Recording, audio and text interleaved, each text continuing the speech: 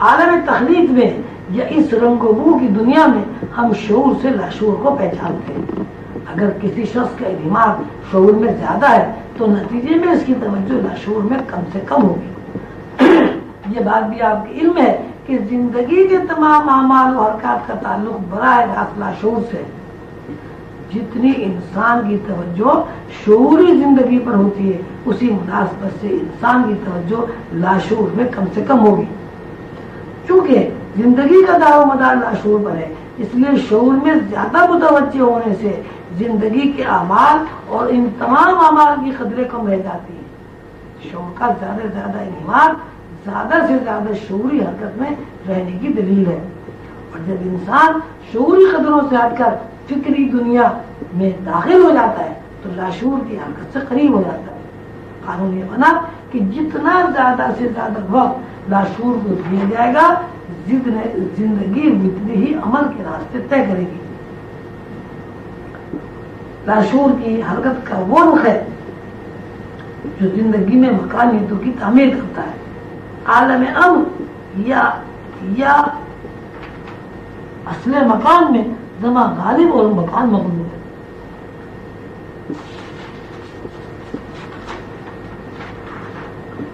عالم مکان یا عالم خلق میں مکان غالب اور زمان مغلوب ہے۔ ہم جب شعوری زندگی میں سفر کرتے ہیں تو ہمارے اوپر شعور کا غلبہ ہوتا ہے اور لاشعور مغلوب رہتا ہے۔ جب ہم مکانیت سے گزر کر زمانیت یا شعور میں قدم بڑھاتے ہیں تو لاشعور غالب ہو جاتا ہے اور شعور مغلوب ہو جاتا ہے۔ انسان کی زندگی کے سارے اعمال سارے کردار دو رخوں پر قائم ہیں۔ جب وہ شعوری زندگی میں داخل ہوتا ہے تو شعوری زندگی میں اس کی توجہ زیادہ سے زیادہ ہو جاتی ہے، اس کا ذہن لاشعور کی طرف کم سے کم متوجہ ہوتا ہے۔ جب کوئی انسان شعوری قدروں سے ہٹ کر لاشعوری قدروں میں داخل ہوتا ہے تو رخ الٹ جاتا ہے، لاشعور غالب اور شعور مغلوب ہو جاتا ہے۔ کوئی بندہ جو لاشعوری زندگی میں داخل ہو چکا ہے وہ زمانیت میں سفر کرتا ہے، اس کے اوپر سے اسی مناسبت سے جس مناسبت سے وہ لاشعوری دنیا میں داخل ہوا مکانیت کی گرفت کم ہو جاتی ہے یا ٹوٹ جاتی ہے۔ زمان و مکان میں بھی بساط ہے اور اصل مکان میں بھی بساط ہے۔ اصل مکان کو مرشد کریم قلندر بابا اولیاء نسمہ مفرد کہتے ہیں اور مکان کو نسمہ مرکب کہا ہے۔ نسمہ مفرد کی تعمیر عالم امر کہلاتی ہے اور نسمہ مرکب کی تعمیر عالم خلق ہے۔ عالم امر اور عالم خلق کے درمیان عالم تمثال ہے جس کو برزخ کے نام سے جانا جاتا ہے۔ انسان عالم امر میں 5 قدم اٹھاتا ہے، عالم خلق میں 2 قدم اٹھاتا ہے۔ 5 قدم اخفا، خفی، سر، روح اور قلب ہے۔ اخفا اور خفی کی حرکت لاشعور میں رہتی ہے۔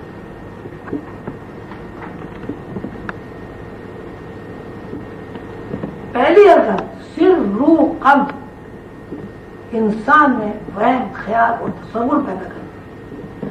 وہم، خیال اور تصور کی حرکت ثانی کہلاتی ہے۔ نفس اور جسم کی حرکات قالب انسانی میں احساس اور عمل کی حیثیت رکھتی ہے۔ یہ حرکت آخر ہے۔ اس کا مطلب یہ ہوا کہ انسانی زندگی کی تمام حرکات و سکنات 3 حرکات پر قائم ہے۔ حرکت اولا،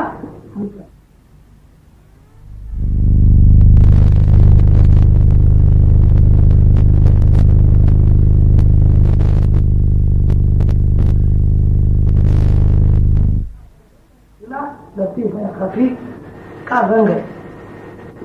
لطیفہ خفی بے رنگ حرکت ہے، اس میں کشش پائی جاتی ہے۔ لطیفہ صرف یک رنگ حرکت ہے جس میں گریز پایا جاتا ہے۔ لطیفہ روح یک رنگ حرکت ہے جس میں کشش ہے۔ لطیفہ قلب کل رنگ حرکت ہے جس میں گریز پایا جاتا ہے۔ لطیفہ نفس کل رنگ حرکت ہے جس میں کشش پائی جاتی ہے۔ یہ فارمولہ بہت غور طلب ہے۔ پوری کائنات گریز اور کشش کی حرکت میں سفر کر رہی ہے۔ گریز اور کشش کی حرکت پر قائم ہے۔ ہر چیز ایک دوسرے کی طرف بڑھ رہی ہے اور ہر چیز ایک دوسرے سے دور ہو رہی ہے۔ گریز اور کشش کا یہ عمل زندگی میں اعمال و حرکات بنتے ہیں۔ کشش اور گریز کے 3 دائرے ہیں۔ پہلا دائرہ لطیفہ اخفا اور لطیفہ خفی ہے. دوسرا دائرہ لطیفہ سر اور لطیفہ روح ہے. تیسرا دائرہ لطیفہ قلب اور لطیفہ نفس ہے. ان تینوں دائروں کا جب مظاہرہ ہوتا ہے تو کوئی نہ کوئی وجود بنتا ہے. وجود تخلیق کا ہو یعنی گوشت پوش کا ہو, روشنیوں کا ہو یا انوار کا ہو. یہ تمام کشش و گریز کا قانون اللہ تعالیٰ نے ان للہ و انا الیہ راجعون کہہ کر بیان کیا ہے. اللہ تعالیٰ فرماتے ہیں کہ ہر چیز اللہ کی طرف سے اور اللہ کی طرف لوٹ رہی ہے. اللہ کی طرف سے ہے یہ گریز ہے اور اللہ کی طرف لوٹ رہی ہے یہ کشش ہے. کشش اور گریز کی ان دو رخوں میں الگ الگ خد و خال ہے. یہ خد و خال کبھی انوار سے مرکب ہوتے ہیں, کبھی روشنیوں سے مرکب ہوتے ہیں, کبھی مٹی کے جسم میں نظر آتے ہیں. مٹی کے جسم میں گریز اور کشش کا رخ نسمہ مرکب کہلاتا ہے. روشنیوں کے خد و خال اور روشنی کے ڈائمنشن سے بننے والا وجود نسمہ مفرد ہے. اور انہی خد و خال میں جب نور جلوہ افروز ہوتا ہے یعنی خد و خال نور سے ترکیب پا جاتے ہیں, یہ نسمہ مطلق کی دنیا ہے.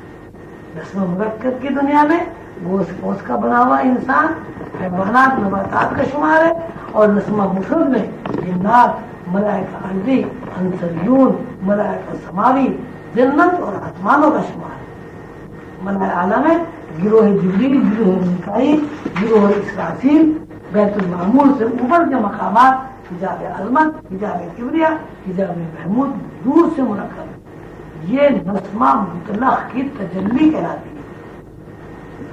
یہ موجودات کے تین رخ ہر انسان کے اندر موجود ہیں. کوئی چیز انسان سے باہر نہیں ہے. ہم جب عالم تخلیق کا تذکرہ کرتے ہیں تو دراصل ہم انسان کے اوپر اس فرض کا تذکرہ کرتے ہیں جسے روح حیوانی کہا جاتا ہے. ہم جب جنات کی دنیا اور جنات کی دنیا, اعراف کی دنیا, آسمان میں فرشتوں کی دنیا کا تذکرہ کرتے ہیں تو دراصل اس روح کا تذکرہ کرتے ہیں جو روح انسان میں موجود ہے, جو روح انسانی ہے. اور جب ہم عالم نور کا تذکرہ کرتے ہیں تو ہم اس روح کا تذکرہ کرتے ہیں جو ہر انسان کے اندر موجود ہے, جس کو روح اعظم کہا جاتا ہے. مفہوم یہ ہوا کہ کوئی انسان جب اپنے اندر روح حیوانی سے وقوف حاصل کر لیتا ہے وہ نسمہ مرکب یا مکانیت کے عالمین سے واقف ہو جاتا ہے. اور جب کوئی انسان اپنی روح انسانی سے وقوف حاصل کر لیتا ہے تو وہ اپنی آنکھوں سے جنات کو, فرشتوں کو, عالم اعراف, برزخ, حشر و نشر, جنت و دوزخ اور ساتوں آسمان کو دیکھ سکتا ہے. اسی طرح جب کوئی انسان اپنی روح آدم سے واقف ہو جاتا ہے تو وہ ملائکہ اعلیٰ کو, بیت المعمور کے مقامات کو اور اللہ کی تجلیات کو دیکھ لیتا ہے. عالمین کے تین رخ ہیں.